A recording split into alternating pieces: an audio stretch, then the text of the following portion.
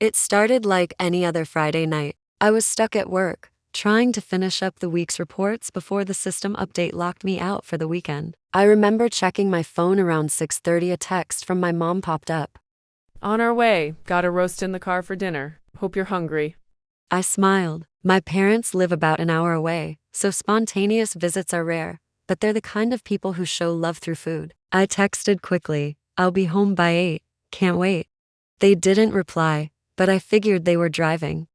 By the time I finally clocked out, it was after 9. I felt bad. Mom probably cooked a full meal, and I'd kept them waiting. I texted again before getting in the car. "Sorry, just leaving work now. Don't eat without me." When I pulled up to my apartment, I could see the lights on inside through the window. Warm, soft orange. My parents must have let themselves in with the spare key. I smiled to myself. That's how they are. They'd rather wait inside than in the car. As soon as I opened the front door, I froze.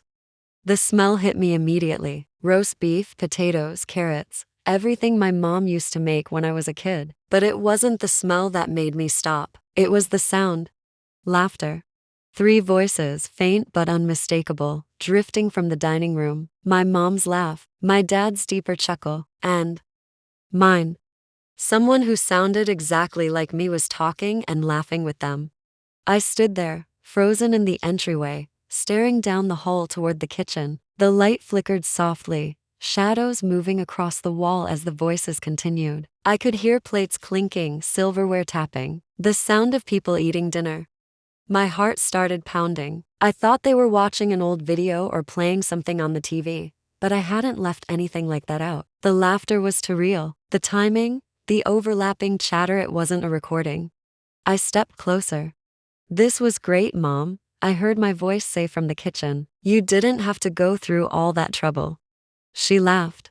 Oh, please. We don't mind. We missed you. I could hear my dad's voice next. "You've been working too much. You look tired, kiddo." A pause. Then my voice, calm and warm again. "I feel better now that you're here." I felt my stomach twist. My mouth went dry.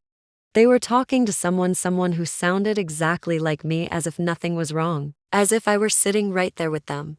I should have called out, but something in me refused. Some deep, animal instinct told me not to interrupt whatever was happening in that room. I stayed where I was, just out of sight.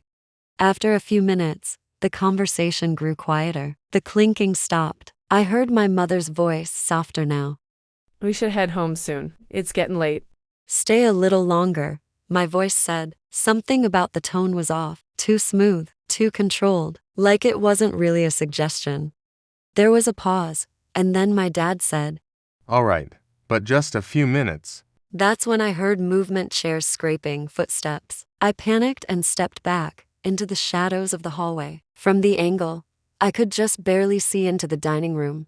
The top of a head, my head. Whoever, whatever was sitting at that table had my face, my hair, my clothes, my voice. They were sitting where I always sit when my parents visit, facing the kitchen. My mother sat across from them, smiling softly, her hands folded over the tablecloth. My dad looked relaxed, content. They were just finishing dessert. The other me turned slightly, and I saw enough to seize every muscle in my body. The face was wrong. It was mine, but smoothed over like a wax replica that hadn't set right. The mouth smiled just a little too wide, and the eyes didn't quite blink in sync.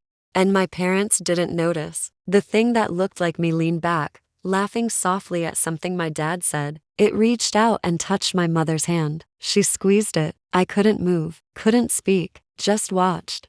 Then suddenly, the other me turned its head toward the hallway, toward me. For 1 second, I swear, our eyes met, and the smile on its face changed, like it knew. My mom said something, then, something I barely heard. The sound of chairs sliding back filled the room. I ducked behind the wall as their footsteps approached the door. My heart was hammering so loudly I thought they'd hear it. The front door opened. My mother's voice floated down the hall. We'll see you soon, sweetheart. My dad added. "Don't work too hard." The door closed behind them. I waited until I heard their car pull away. Then slowly, I stepped out from hiding. The dining room was empty. 3 plates sat on the table, crumbs, silverware, and half-drunk glasses of water. The roast pan on the counter was nearly empty. The smell still hung in the air. And across from my parents' chairs, the one I always sit in, was my seat, pulled out slightly, still warm. My throat went dry. I checked the clock. 9:47 p.m. I'd texted them at 9 that I was just leaving work. I grabbed my phone and called my mom. She answered on the second ring. Hey, honey. She said, cheerful as ever. You home safe? I froze. Yeah, I just got here. You guys already left? Left. She sounded confused. We didn't make it. The traffic was awful. We turned around about halfway. I texted you. Didn't you see? I looked at my phone. No text. No missed calls. Mom, I whispered, you didn't come here tonight? No, sweetheart. We'll try again next week. You okay?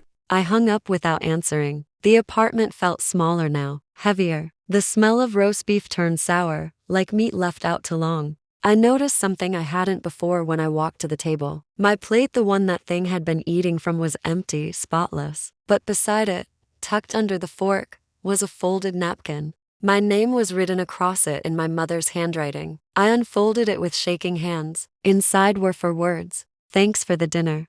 I dropped it and backed away. My reflection caught my eye in the dark kitchen window, just my face, pale and terrified until it blinked. A second before I did, I moved out the next morning. I didn't even take everything, just my essentials. When I returned 2 weeks later with the landlord to grab the rest, the table was clean. No dishes, no napkin, no sign of anything. But he mentioned something strange as we walked out. He said, You know, your family stopped by last week. Said they were looking for you. I told them you'd moved out. I froze. My family? He nodded. Yeah, your parents and your sister. Nice people. They brought dinner. Said they'd already eaten with you before. Every time my phone buzzes with a text from my mom, I check twice to make sure it's really her. And sometimes late at night, when I pass by a window or a mirror, I swear I catch a glimpse of me sitting at that table again, smiling politely, waiting for someone else to come home. I never told my parents what happened, but last night, they texted again. We're on our way.